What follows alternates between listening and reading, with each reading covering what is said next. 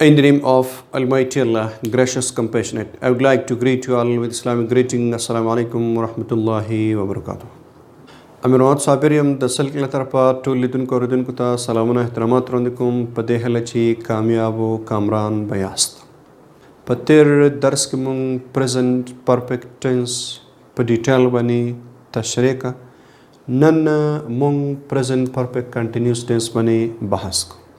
څنګه چې زمونږ هغه معمول دی لومړی مونږ د دغه هر ټینس په هغه درست او صحیح استعمال په ځای باندې ځان پوهو چې په کوم ځای کې مونږ کوم ټینس باید استعمال کړو کله چې تاسو د ټینسونو د استعمال دقیق ځایونه وپېژنئ ټینسونه بیا په خپل ځان کې دومره سخت او ستونزمن نه دي نو راځو دې ته چې دغه پرزنټ پرفیکټ کنټینیوس ټینس په کومو ځایو کې استعمالیږي بیا نور خبر باندې بحث کوم لومړی present perfect continuous tense shows an action started in the past present perfect continuous tense یو کار ښایي هغه activity چې په تیر وخت کې شروع شوی started in the past په تیر وخت کې شروع شوی is in progress at the time of speaking کله چې مونږ تاسو دغه خبرې کوو د دغې په دوران کې دغه کار په جاري حالت کې and may continue in future کېدلی شي چې په راتلونکي کې هم جاري واوسي دغه لومړی استعمال دی د present perfect continuous tense په مثالو کې انشاءالله تاسو پې دقیق پوهیږئ دوهم Without sense in for, it expresses an action which is just finished. مونږ په دې ټینس کې sense او for استعمالو خو کله چې مونږ sense او for استعمال نکو نو د sense او for نه بغیر دغه ټینس مونږ ته هغه کار ښیي چې هغه وس تکمیل شوی وس recently تکمیل شوی with been in, lived in, worked in, taught, present perfect in present perfect continuous tense have the same meaning کله چې مونږ همدغه present perfect continuous tense کې have been in یا has been in معنا lived in دوانو lived in او د been in یو معنا د اوسېدل worked کار کول taught تدریس کول دغه چې کله مونږ او تاسو په present perfect continuous tense کې یا په present perfect ټینس کې استعمال کو د دوانو یو معنا ده که present perfect tense ته استعمال که هم ستونزه نه لري او که present perfect continuous tense ته استعمال که هم ستونزمنه خبره نه ده دا خو هغه ځایونه دي چې په دې کې موږ تاسو present perfect continuous tense استعمالولی شو کله چې همدغه ځایونه ستاسو په ذهن کې دقیق وي بیا تاسو mistakes او خطا نه کوئ چې کوم وخت کې مونږ کوم ټینس استعمال Now we are coming to its structure اوس دغه present perfect continuous tense structure ساختار او جوړښت ته راځو او مونږ دا ویلو چې د هر ټینس لپاره خپل ساختار او جوړښت دی د دغه سټرکچر سره چې کله مونږ خپله جمله مقایسه کوو نو مونږ تاسو ته دقیق معلومیږي چې آیا مونږ کوم ځای کې خطا او مسټیک کړی دی یا مو نه دی کړی نو دغه سټرکچر لپاره مین سټرکچر مونږ سره دا دی چې مونږ سبجیکټ استعمالو سبجیکټ معنا فاعل I, we, you, they, he, she, it, احمد، محمود یو کس دو کسه یا نور دغه فاعل جمع د دغه فاعل مطابق مونږ هز یا هیو استعمالو او په present perfect tense کې مونږ په هز باندې خبره کړې وه چې د he, she, it یا د singular noun یا pronoun سره مونږ هز استعمالو او کله چې دغه subject I, we, you او they وي یا two or more than two people وي بیا ورسره مونږ have استعمالو and then been plus verb ing په present perfect tense کې مونږ third form of the verb استعمالو خو په present perfect continuous tense کې مونږ verb plus ing استعمالو in all continuous tenses we have to use verb plus ing په ټولو جاري ټینسونو کې مونږ د verb سره ing استعمالو and with that we use since in far یو سره since استعمالو یو سره far in plus time دا غیر سره مونږ بیا time استعمالو so since مونږ په present perfect tense کې هم خبره کړې و چې since plus specific time استعمالو د since سره مونږ هغه مشخص وخت استعمالو since morning since 2011 since 2001 since 2006 د 2000 نه د 2011 نه د 2001 نه یا د سحر نه نو موږ since plus specific time استعمالو یا since plus clause استعمالو since I got my certificate نو بیا چې کله موږ دغه clause استعمالو دغه clause کې موږ simple past tense استعمالو دغه لومړی برخه چې وي دا present perfect continuous tense وي دغه structure خو چې بیا کله موږ since استعمال کو او د since سره وروسته موږ clause استعمالو نو د clause کې بیا موږ simple past tense استعمالو ځکه چې دغه وخت معین او معلوم دی نو کله وخت معلوم وي بیا د هغې سره موږ simple past tense استعمالو simple past tense کې بیا موږ سره subject استعمالیږي د verb دوهم فارم استعمالیږي او rest of the sentence استعمالیږي چې ان شاء الله موږ په simple past tense کې په دې باندې بحث وکړو او دلته چې زه مثالونه جوړوم ان شاء الله تاسو پې پوهیږئ next we have far plus duration of time کله چې موږ far استعمال کو نو far سره موږ چې استعمالو duration of time استعمالو یو د وخت یو جریان استعمالو for 2 days for 2 hours for 10 minutes for 20 minutes in for 10 years د لس کالو لپاره د 15 کالو لپاره د 2 منټو لپاره د یو ساعت لپاره and so on so that's what we have the main structure with since and for د دې نه علاوه کله چې موږ تاسو question جوړو پوښتنه جوړو نو د پوښتنې د جوړولو لپاره سټرکچر موږ ساده ده چې have یا has د جملې سر ته راولو او څنګه چې دلته موږ استعمالو have د چا سره استعمالو has د چا سره استعمالو دغه شان have او has د هماغه سبجیکټ نه شروع ته راولو سر ته راولو بیا پسې هغه سبجیکټ استعمالو چې I, we, you, they, he, she, it, احمد او محمود and so on plus been استعمالو او plus verb ing in rest of the sentence یا دغه بار structure استعمالو یا چې اضافه یا جمله په څه تکمیلېږي هماغه استعمال positive answer یا مثبت ځواب مونږ دا ورکو چې yes plus pronoun دلته چې کوم subject استعمال شوی دی د هغې مطابق مونږ pronoun استعمالو او plus have یا has او plus been yes I have been yes he has been no I have been not no I have been not no plus pronoun plus have یا has plus been دغه موږ سره د مثبت او د موږ سره د منفي ځواب ورکولو هغه سټرکچر او ساختار دی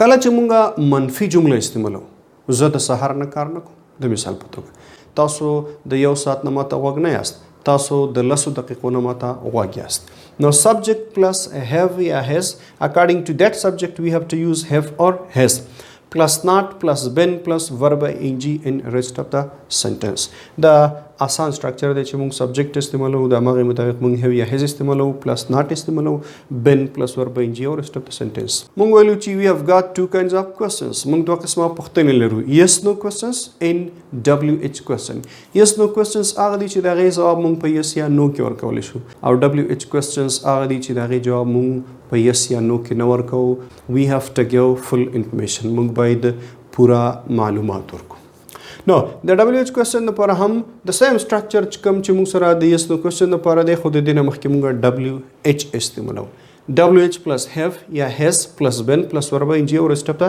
sentence په دغه WH کې موږ سره کېدای شي what we, where we, when we, why we, how long we, how much we او مختلف زموږ چینل سبسکرایب کړئ بیل آیکن پریس کړئ تر څو زموږ د راتلونکو ویډیوګانو څخه باخبر اوسئ ان شاء الله په دغه WH کې چې موږ سره څومره WH words راځي یا WH questions راځي په دې به یو سپریټ او یو جدا سیشن موږ ولرو چې تاسو what د څه لپاره استعمالوئ where د څه لپاره استعمالوئ when د څه لپاره استعمالوئ why د څه لپاره استعمالوئ how long how much how many and so on دغه مختلف چې څومره موږ سره تاسو سره WH questions دی ان شاء الله په دې به په راتلونکي کې موږ یو جدا سیشن ولرو دغه موږ سره د present perfect continuous tense هغه سټرکچر دی چې په مختلفو وختونو کې مثبت جمله څنګه جوړو، سوالیه څنګه جوړو، بیا د هغې ځواب مثبت او منفي څنګه ورکوو، بیا د هغې وروسته موږ منفي جمله څنګه جوړو، او یا WH کوېسچن موږ تاسو په پرزنټ پرفیکټ کنټینیوس ټینس کې څنګه جوړو. او دغه بیا زموږ تاسو سره د پرزنټ پرفیکټ کنټینیوس ټینس هغه دقیق د استعمال ځایونه دي. د دې لپاره چې په دغه ټینس باندې تاسو دقیق پوه شئ، استعمال کړی شي، نو زه به یو څه مثالونه ولیکم ترڅو په هغې کې زه تاسو ته تشریح او واضح کړم. For example, I say, Ali has been writing since morning. د مثال په توګه اوس غرمه ده، ماسپښین دی، او علي د سهار نه لګیا دی لیکل کوي. دغه کار یې اوس هم په جاري حالت کې. I say, Ali has been writing since morning. Ali has been writing since morning. Ali د سهار نه لیکل کوي. I say, they have been playing football for the last 2 hours. For the last 2 hours. دلته یو څوک دی او هغوی فوټبال کوي. او ته ګورې چې هغوی کنزیکټیولی مسلسل د 2 ساعتونه فوټبال کوي او اوس هم فوټبال په جاري حالت کې دی. We say they have been playing football for the last 2 hours. They have been playing football for the last 2 hours. د تیرو 2 ساعتونو دوی لګیا دي فوټبال کوي. مونږ لومړی استعمال دا و چې present perfect continuous tense shows in action started in the past. Started in the past is in continuation right now. اوس په جاري حالت کې in may go to future کېدلی شي چې راتلونکي ته لاړ شي. دغه ټینس په تیر وخت کې شروع کېږي، اوس وخت راځي او په جاري حالت کې او کېدلی شي بیا راتلونکي ته هم لاړ شي. They have been playing football for the last 2 hours. او بیا دوهم دا مونږ ویل چې مونږ سره سنس استعمالو او فار استعمالو. سنس د سپیسیفیک ټایم سره استعمالو، معلوم او مشخص وخت سره استعمالو، او فار بیا د ډیوریشن اف ټایم سره استعمالو. فار 2 hours، فار 1 hour، فار 10 minutes and so on. نو کله چې مونږ تاسو پوښتنه جوړو Ali has been writing since morning، که دې نه مونږ تاسو پوښتنه جوړو نو دغه هیز د جملې سر ته یا شروع ته راځي. Has Ali been writing since morning؟ که کوي نو مونږ وایو چې yes he has been. که نه کوي no he has been not. مونږ وایو چې they have been playing football for the last 2 hours. هغوی د تیرو 2 ساعتونو فوټبال کوي. پوښتنې ته جوړو نو دغه هیف د جملې شروع ته راولو. مونږ وایو چې have they been playing football for the last 2 hours. که کوي نو مونږ وایو چې yes they. دغه پروناون د هماغه جملې مطابق استعمالیږي. yes they have been. که نه کوي no they have been not. no they have been not. د دې لپاره دغه منفي سټرکچر استعمالو. نو دلته مونږ همدغه یو جمله کې مثال جوړو. Ali has been not writing since morning. Ali د سهار نه لیکل نه کوي. Ali has been not. نو دلته پکې بیا موږ صرف not ور اضافه کوو، نور هماغه د سیم سټرکچر استعمالیږي. Ali has been not writing since morning. They have been playing football for the last 2 hours. که دوی د تیرو 2 ساعتونو فوټبال نه کوي نو بن پلس not پکې موږ استعمالو. They have been not playing football for the last 2 hours. نو دغه منفي سټرکچر موږ استعمالولی شو چې they have been not playing football for the last 2 hours. دغه هغه لومړی استعمال او بیا یې سوالیه او بیا یې منفي جملاتو. دوهم استعمال موږ دا ووایو چې کله موږ د سنس او د فار نه بغیر استعمال کو. او دې مقصد دا دی چې هغه وس تکمیل شوی کار ښیي. For example, let me make an example. Maria has been washing clothes. Maria تر دې دمه لګیا وه جامې وینځلې. Ali and his brother have been eating. Ali او د هغه ورور ډوډۍ خوړله. Until that time they were busy in eating. هغوی په خوراک کې مصروف وو. دریم استعمال چې مونږ تاسو د پرزنټ پرفیکټ کنټینیوس ټینس او د پرزنټ پرفیکټ ټینس وایو، مونږ ویل چې که هغه چېرته د بن ان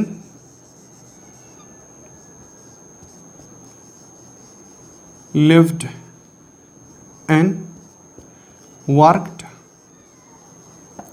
and taught. TAUGH T teach taught. د دې سره که دوانه ټینسونه استعمال کی there is no difference in meaning. په معنو کې فرق نه کوي. For example, I say I have been teaching since 2006. I have been teaching since 2006 and I have taught since 2006 معنی یو ده. And I say مونږ بل خبره دا وکړه چې د since سره مونږ تاسو specific time استعمالو او د since سره مونږ تاسو یو clause هم استعمالولی شو. How? Let me write an example. I say I have been teaching English since I got a diploma in English language. I say I have been teaching English since. د کله نه since مونږ ویل چې د since درسته مونږ تاسو یو clause استعمالو. And this is I got a diploma in English. کله نه چې ما په انګلیسي کې یو ډیپلوما کړې ده د هغې نه وروسته زه تدریس کوم. په 2006 کې د کلک نه یا د کابل انګلیش لینګویج سنټر پېښور نه په 2006 کې ما ډیپلوما وکړه او د هغې نه وروسته زه بیا د انګلیسي تدریس کوم. دغه زموږ سره د پریزنټ پرفیکټ کنټینیوس ټینس استعمال دی او موږ دا ویل چې دغه ټینس چې کله د دغه لیوډ ان been in worked او taught سره present perfect او present perfect continuous tense استعمال شي د دوه معنی یو ده. نو زه دا ویلی شم چې I have خو دلته هماغه ټینس بیا جدا دی. I have taught English since I got a diploma in English. I have been living in Khost for the last 2 years. I have lived in Khost for the last 2 years. Having the same meaning یوشان معنا. نو زه په دې مطمئن یم انشاءالله چې په دې کې کومه ستونزه نه لرئ او د WH دپاره هم موږ تاسو دغه سټرکچر استعمالولی شو. زه وایم چې I have been teaching English since 2006. د دې لپاره چې موږ تاسو کله WH question جوړو for example how long have you been teaching English? Now I say I have been teaching English for 15 years. نو بیا د WH question لپاره موږ تاسو WH لرو پلس has یا have لرو پلس subject لرو پلس been plus verb ing in plus rest of the sentence at the end question mark. How long have you been? How long has Ali been living in Khost? He has been living in Khost for 10 years and I have been living in Khost for the last 2 years. دغه زموږ تاسو سره د پریزنټ پرفیکټ کنټینیوس ټینس د استعمال مختلف ځایونه دي او سټرکچر دي. نو په دې حال چې تاسو دغه دقیق واورئ که کوم ځای کې ستونزه لرئ په کوم ځای باندې پوهه نه شوئ نو موږ ته په کمنټ کې ولیکئ. د یو ښه د باد او پرمختللي افغانستان په هیله تر بیا ښه وخت ولرئ، ښه ژوند ولرئ، خوشحاله شیبې ولرئ. الله مو مل شه. زموږ چینل سبسکرایب کړئ، بیل آیکن پریس کړئ تر څو زموږ د راتلونکو ویډیوګانو څخه باخبر اوسئ.